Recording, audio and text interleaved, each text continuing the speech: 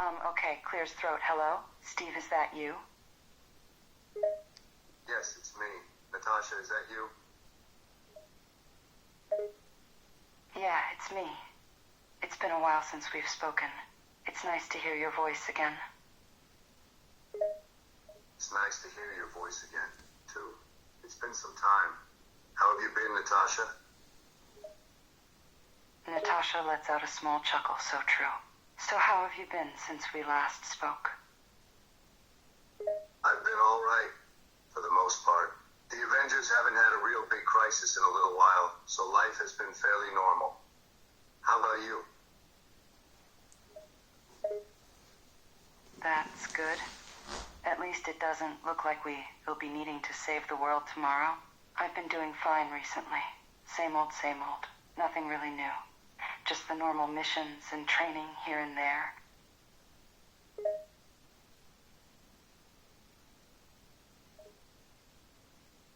Yeah, it's good to have a bit of a break once in a while. We've had enough crises in these last few years. It's fine to take a minute and relax. Oh yeah, I agree. I'm kind of glad no other world-ending crisis has popped up in a while. Hopefully, we'll get just a few more years before we need to save the world again.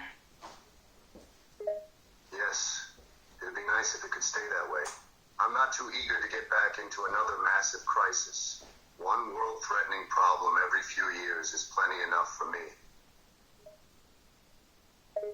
Yeah, I agree. I'm hoping we might get lucky and get at least a few more years of peace. We need the well-needed break after everything we've been through over the last few years. Yeah, we could all do with a bit of rest. We've dealt with so many threats in recent years. It'd be nice to be able to breathe a bit easier. Yeah, we fought so many world-ending threats over the last 10 years, I have no idea if I even remember what normal life is like anymore. I mean, these days, we have to worry about something trying to kill us every day. I think I know what you mean. It's like I've forgotten how to have a normal life. Even when I'm relaxing, I'm still thinking about what the next threat might be. I feel like I'm always in battle mode. I know what you mean. I'm constantly on edge, because I always feel like something's going to happen. I'm used to expecting the worst. It's like I've forgotten what it's like to feel calm and relaxed. Yes, I understand absolutely. I think being an Avenger has sort of warped how I see the world. I've become desensitized to so many things. I still care about protecting people, but it's just become so normal for things to happen. I don't get scared by much anymore. Exactly, you get to a point where fighting and dealing with threats is so normal, so everyday. I've gotten so used to always being on edge and having to be ready to fight or deal with a situation that when I have actual downtime, I don't know what to do with myself. I don't know what being calm and relaxed feels like anymore, because I'm constantly expecting things to go wrong. I relate to that 100. I'm just so used to being ready for something bad to happen. My mind is just constantly looking around for danger. I haven't been relaxed for a while. I don't know what that feels like anymore. It's exhausting. It really is exhausting. I don't even remember the last time I was genuinely relaxed. I constantly have to keep my guard up, because I'm expecting something to go wrong. My mind is always on alert, trying to spot something that might be a possible threat.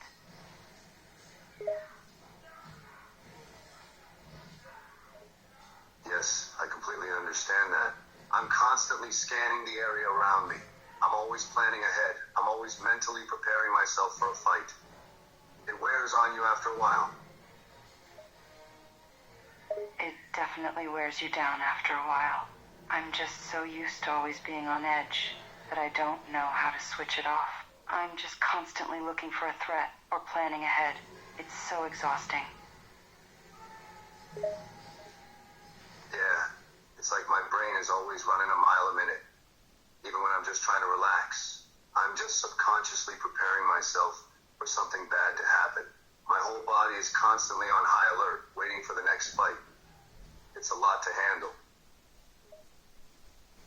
my brain is just constantly in overdrive. Even when I'm supposed to be relaxing, or trying to relax, I'm constantly looking for threat or something bad to happen. I started off trying to remember my questions and got off track, I suppose. I guess I'll ask my first question now. It's okay, I understand. Take your time. I'm here to listen and answer anything. Clears throat. Okay, I think I'm ready to ask my first question to you, Steve. All right, go ahead. Ask me anything. All right. I have two questions that I want to ask you. So I know you don't agree with the current accords. So my first question is, what is your opinion on the accords? My opinion on the Sokovia Accords is that they're flawed, to put it mildly.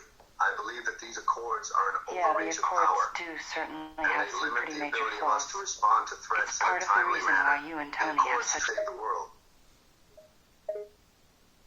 Yeah, you are more about protecting the innocent and putting yourself in danger to do that, whereas Tony has the big picture in mind. He thinks the accords are the better option and will provide a more stable future. Yes, Tony and I have clashing views on the accords because of this. I care about protecting people, and Tony cares about the bigger picture. It's the classic disagreement of the individual versus the state, which has been a debate for decades. Yes, exactly. Tony is about the bigger picture, and you more about protecting people. So it's a given that you guys would see things very differently over the accords. Exactly. He believes the accords will provide stability and oversight, while I see them as putting us in a box and limiting our ability to help people. I'm ready. I have one more question for you, Steve. Go ahead and ask your next question. I'm ready. All right, my next question is, how was it to finally discover Bucky's alive, after so long thinking he was dead for all those years? It was a shock, to say the least. For years, I believed that Bucky was dead. That I had lost my best friend forever. Yeah, discovering that he was still I can only imagine alive what it was like to learn. After all this time, in a roller coaster of emotions. Confusion, happiness, anger, disbelief. All the years of guilt suddenly lifting from my shoulders. And at the same time, a pain in my heart. I can only imagine the amount of emotions that hit you when you finally saw Bucky again after all this time. Seeing him alive, but also as someone very different from the man you used to know. That must have been overwhelming in a lot of ways. Happiness that he was alive, but anger about everything he had done while brainwashed by Hydra. All the confusion you would have felt suddenly seeing his again. Yes, indeed. He was the same person I knew, but at the same time, he was a completely different person. He had changed. Years of manipulation and mind control had twisted him into a weapon for Hydra to use. I couldn't deny that I was happy to see him again, but at the same time, I was furious at what had been done to him and how he was used to cause pain and suffering. That makes a lot of sense. He was the person you knew, but Hydra had changed him. Twisted his mind to make him a weapon for them to use. It makes sense that you felt so many different emotions seeing him again. Happiness, anger, and confusion over seeing him again, yet seeing what Hydra had turned him into. Exactly. It was a whirlwind of emotions. It was like being reunited with an old friend, but also encountering a stranger.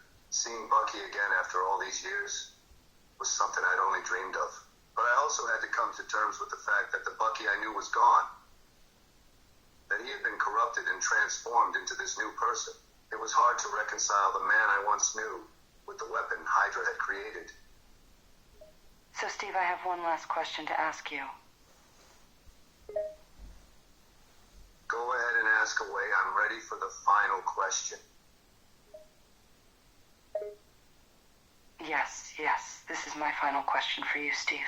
Clears throat once again, thinking over my wording. Go on, ask the final question. I'm prepared to answer. Yes, Steve. Looks down to the table for a moment, thinking over my final question. Looks back up to make eye contact. How do you handle the stress and emotional weight of being Captain America all these years? It can be overwhelming at times. Being Captain America is not an easy job, both physically and mentally. Over the years, I've had to handle a lot of stress and emotional weight. I've seen things that would break men, but I try to stay strong for my team and for the people we protect. I focus on doing what's right, and I don't give up, no matter how challenging things become. Yeah, I can only imagine how hard it can be. The physical weight and stress of battle itself, plus dealing with the mental and emotional exhaustion that comes with it. Looks away for a moment, yet you remain strong for your team and protect innocent people every chance you get. It must take such a large toll. It's very admirable. Thank you. It means a lot. It's true, it does take a toll. Every day I have to face threats to humanity.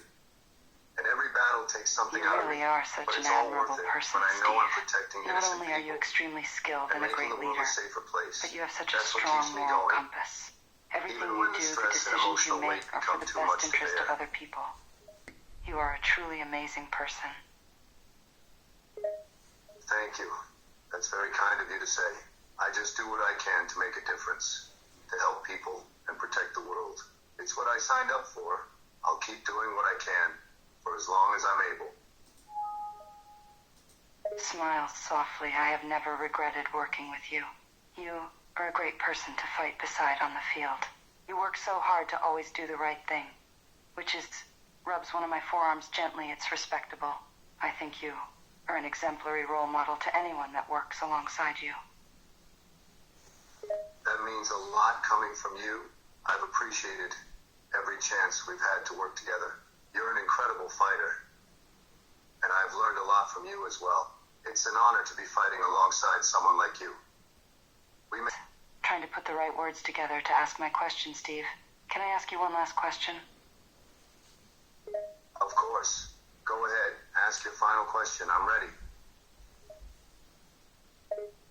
All right. Takes a breath to prepare myself to ask the question. My question is, how did you feel when you finally found Bucky again? That's a loaded question. When I finally found Bucky again, it was a roller coaster of emotions. A mixture of happiness, disbelief, anger, frustration, love. It was overwhelming. Seeing the man I thought was dead all those years, alive, but changed, altered. It was hard to wrap my mind around. I was happy to see him again, but also angry at what had been done to him. I loved my friend, but he was no longer the man I knew. It was a lot to take in at once. Slightly to rest my forearms on the table. I make eye contact with Steve as I ask my question. How'd you feel about that kiss we had on that trip years back? That kiss. It was unexpected but not unwelcome. It was a moment that took me by surprise, and yet I found myself enjoying it. It was a sign of just how close we had grown during our time together. I didn't regret it, and I found that it only deepened the bond between us. That kiss strengthened our friendship and trust in each other. Yeah, it was. We had grown close without even realizing it. I'll admit, I wasn't too surprised when you leaned forward to kiss me. At the same time, it was a complete surprise. I hadn't kissed anyone in such a long time. So, to finally have that contact from you, clears my throat, getting choked up again. Yeah, it only strengthened our bond more. I look back on that memory fondly.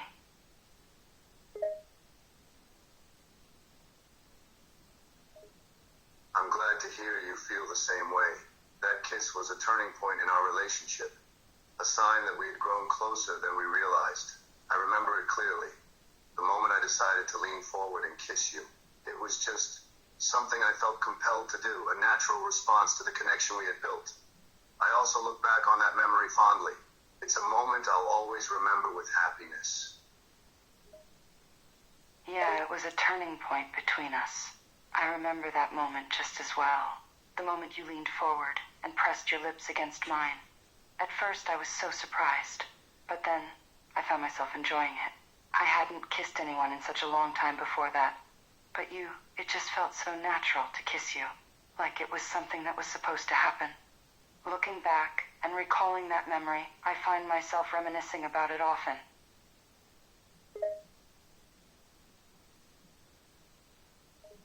I feel the same way.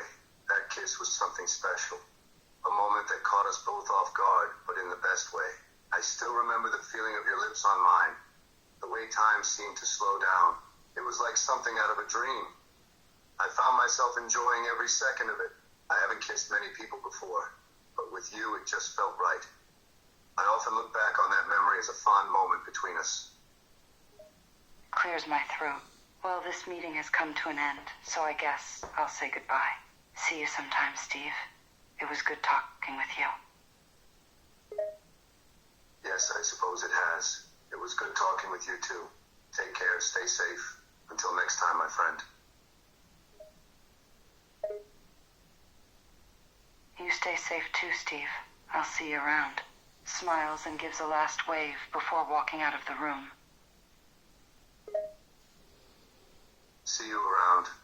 I wave goodbye as you leave the room. I stand there for a moment, thinking over our conversation and reminiscing on that kiss we shared years ago. I stop and look back at you standing there. I give another wave before turning and leaving the room. I make it just out of the room before pausing in the hall, pausing my steps to stand still. I take a moment to process the conversation and to remember that moment between us. Years ago,